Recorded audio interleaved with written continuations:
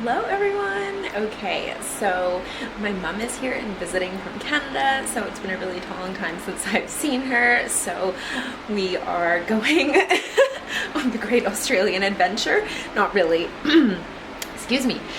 We are going to first start off by going to Byron Bay, and we're going to stay in the lighthouse cottage, the lighthouse assistant keeper cottage, something along those lines, on top of like the lighthouse. And I'm actually like really excited about this because some of you might know this, but I used to live in Byron for like 5 years. I moved there at the beginning of my 20s, and so it was just like a really important place for me. Like I feel like I learned so much about myself, and it was just such a special place to live because I just got to live like this like dream life where I would just go surfing every single day. I was like working in a cafe, I was doing a bit of my photography stuff, and so it was just a really special place to me. And since I moved away from there, I moved back to the Gold Coast. I think I've been in the Gold Coast probably for like 4 or 5 years now. I don't know, I can't keep track anymore, the time just goes so fast. But I haven't really spent a lot of time in Byron since I left. When I left, I was just kind of done. Like, it just one day I woke up and I was like, I'm ready to go. I'm moving to the Gold Coast. And this is always what happens when I move. It always happens really quickly. Like, I'll be like so happy living somewhere, and then all of a sudden I'll be like, you know what? I'm just ready to move. Like, I'm ready to go somewhere else. And then things just shift really quickly, and then I'll move there. So when I left, I was really ready to be finished with Byron. I kind of felt like I got what I needed from it, and it was time for like the next evolution. So yeah, it'll be really interesting to see what it's like going back there and seeing it. Like, I feel like I've changed so much as a person who I am now, so it'll be really interesting to go back and see what it's like. So I'm excited to take you guys along with me.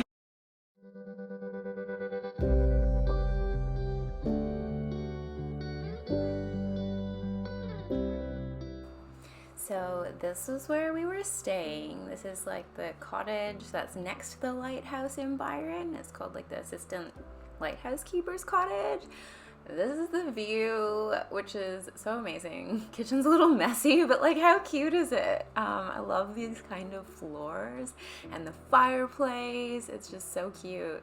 And you can walk down there's like a big hallway that basically runs through the middle of the cottage and then takes you to the backyard. So while we're in the backyard, I wanted to take a second to sort of chat with you a little bit like how I maintain sort of like a health routine while we're on holiday. And like, when I say health, I don't just mean like your physical health, but I mean like your mental health too. Like, as enjoyable as traveling is sometimes, it can just like throw us off our routine. And I honestly think if you maintain healthy habits like 80% of the time, then it's not like you're swinging back and forth between this like, oh, I'm being really good, I'm doing all the things that I'm supposed to be doing, or like I've just gone off the rails and I'm like eating whatever and not taking care of myself. Because I think sometimes if you're just moderate about what you do, it's like the 80-20 rule. Like, what you do 80% of the time matters way more than like the other 20%. So one of the ways that I sort of like to do this is like, while I was in Byron, of course, it's really easy to be active and like in the sunshine and get like that early morning light because like it's bright there so early. Or on top of the lighthouse, when I used to live there, I ran that lighthouse. I say ran, I mean walk quickly. I didn't run it most of the time. I used to do it like probably 4 or 5 days a week. I just really loved it. The view's amazing and it's beautiful. So it's really easy to be like active in that way, and it's mostly all stairs. Like, it's stairs all the way up, stairs all the way down. So while I was there, I definitely did that every single day because I loved it. It was one of my favorite things about living there. Like, that view is just unreal. But the other thing that I was doing is I was doing my morning meditation, and I was using the Chani app, which is an astrology app, but they also have daily meditations, which I absolutely love. I believe it's about like $19 Australian a month to use it, and of course they give you all the astro updates as well, which we love. But I really love their meditations the most out of actually any app that I've ever tried because they're short and they're effective, and that's what I'm all about when it comes to meditating. Like, I think consistency is what matters more over doing like hour-long meditations like once every month or something, because I'll be real with you. Sometimes I have a short attention span for meditation, but I do feel the benefits. One of the really interesting things I found about meditation when I was studying last year was that it actually changes the shape of your amygdala. It shrinks it. And if you don't know what your amygdala is, that's the fear center in your brain. So it's wild. Like, it literally has physical effects on the brain. So knowing all of that, I was like, I definitely want to keep trying to meditate daily. So the Chani app has just been really amazing for that. And so I would do that for 10 minutes every morning. And then I've got an online membership to the Pilates program called Hustle, and it's spelled Hustl, no E.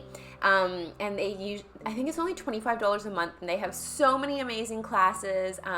Alex, the girl who teaches it, she used to be my F45 trainer when I lived in Byron, and her energy is just unmatched. And they give you an incredible like Spotify playlist, and it's like rap, R&B, like pop, like it's a really good playlist, and it's like definitely a little bit more vibey than maybe some of the other Pilates classes I've been to, which are not to say we don't like them, but we just love like a fun updated playlist. And Alex just has the best personality, so I really love it because I know that I can get like a quick Pilates workout that's like 20 to 40 minutes. I'm gonna feel really good. They're really like challenging. Like, don't be scared if you're a beginner. Like, they definitely have something for every level, but I know I did a lot of YouTube Pilates and I was like, is this even doing anything?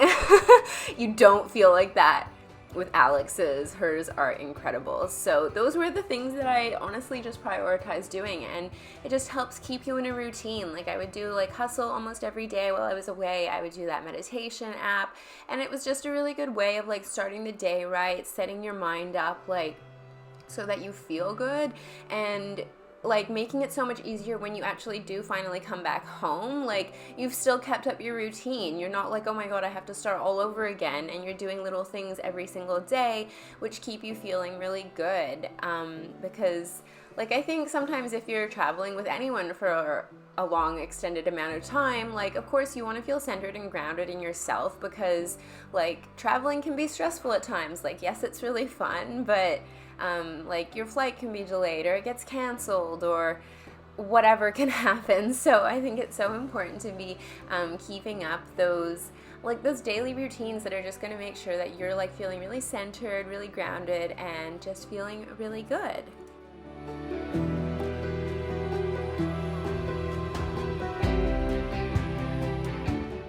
So you have to go to Harvest if you are ever in Byron, and you have to get a croissant from the bakery as well as a coffee.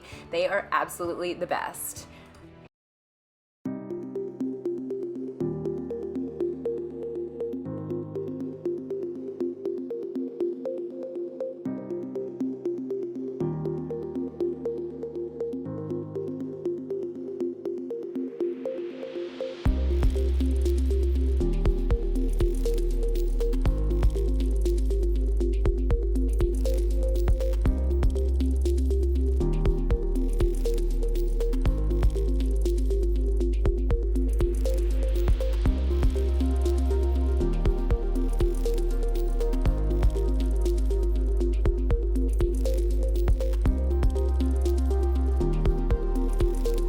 Okay, so as you can see, I got a haircut since the last time I filmed for the vlog. I took a little break in between. We actually did end up going to Melbourne, but I think when I got there I was like in the process of getting a cold, so I had really low energy, and it was really interesting because like, if you were following on my Instagram stories, I'm pretty sure the cottage that we stayed in, like at the lighthouse, I feel like it was haunted. Like, it had really like heavy energy, and I really like struggled to sleep. Like, it wasn't a good vibe, and I'm like a very energetically sensitive person anyways. My mom said she didn't feel anything, but I was like, I can feel something is going on here. And so after when we went to Noosa, like, it was like the biggest shift in energy. Like, as soon as like I was able to sleep again, like, I didn't feel like this weird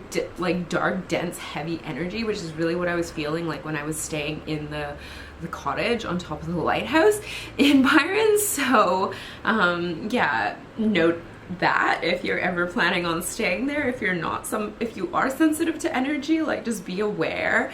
And when I got back, I went to see my Reiki practitioner, and she was just like, yeah, like when we did this session, like clearing the energy on you, it felt so different. And she was like, it did feel like there was like some kind of a masculine energy attached to you. And I was like, oh, like let's clear it out. I don't want to deal with that vibe. So we did that. And it's funny because after, like, since being in Byron, since being in Noosa, and then when we went to Melbourne and I got sick when I got back, I had just been in a really kind of a funk. Like, I just felt really tired, and it's like, was it because I was sick, or like, who knows?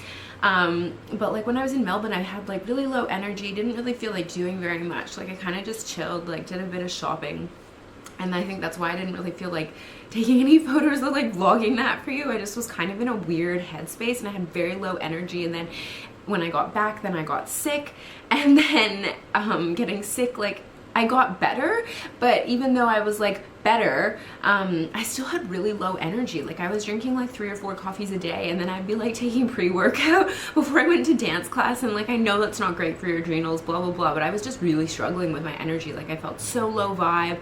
I just didn't feel like doing anything. And when I get into a space like that, I kind of know like it's better not to force it. And I think that's one of the really important things, is like taking care of your energy daily, but also knowing like when you shouldn't be forcing that energy. Like I really think like the energy that you show up to do something, it really dictates how that thing is going to go for you. And like of course I want to say this and like be conscious of like, don't allow yourself to just procrastinate on things because you're like, oh, I'm not in the right vibe to do this. Like I think it's just being aware of like the flow, and especially if you're doing creative work, like you want to make sure you're kind of feeling good. You want to feel like you're in a high vibe state, and you want to feel like you have something to give, because I think that creative energy, it's really important to feel like you have something to give. And so I was not feeling that way at all. So I think it's really important to learn how to do energetic hygiene, whether that is seeing like a Reiki practitioner, whether it's like your meditation practice, whether you're like consciously like clearing your energy in whatever kind of way feels good for you. It is very important, especially if you are like a very energetically sensitive person like I am, because it's just good like energy hygiene, and that ultimately is going to contribute to your life force. It's going to make you feel good, and it makes it so much easier to do everything else. So after doing that Reiki session, I was like, I literally feel like a whole new person right now. Like I woke up this morning, I was like, I have energy, I'm excited to do stuff, I'm gonna record a podcast in a little bit. So this vlog maybe didn't go the way that I thought that it was going to go, but I also feel like out of the last month I got like what I needed to out of it. Like I think especially after that Reiki session, it was like a really good reset, and it kind of just helped put me back in like a kind of a different feeling space, because yeah, after staying in that cottage, like it was not the vibe. So hopefully you enjoyed this vlog. Let me know below, and I'd be so curious to know like, what are your energetic hygiene practices? Like, do you do Reiki? Like, how do you clear out your energy when you're not feeling good? And I think especially as like an energetically sensitive person, I think it's really important to, one, be aware of that, but not use it as a crutch. Like I hate when people are like, oh, I'm an empath, so I can't do blah blah blah. Like don't use it as a crutch to like excuse yourself, but also have that awareness that you're like, okay, like I am an energetically sensitive person. Like being in a really busy city like Melbourne, maybe not the best match for me, because like all of the energy of all of the people around you, I take that on board quite easily. So it's like just being aware of that and having ways to deal with it, like knowing that you can have your practices to clear it out, or like taking space to sort of like empty out other people's energies, and that can allow you to be a lot more effective in everything else that you're doing. And I think it's something that I don't really hear talked about when it comes to like running a business or creative projects. Like people are just kind of like, you just have to sit down and do it, which is true sometimes, but I think it's also worth looking at like, if I'm not doing what I want to be doing, like why am I not doing it? Like what's stopping me, and like what's getting in the way? And if it is your energy, like finding ways to address that so that you can go out there and do the things that you want to do. So let me know below if you enjoyed this video, and I will see you soon.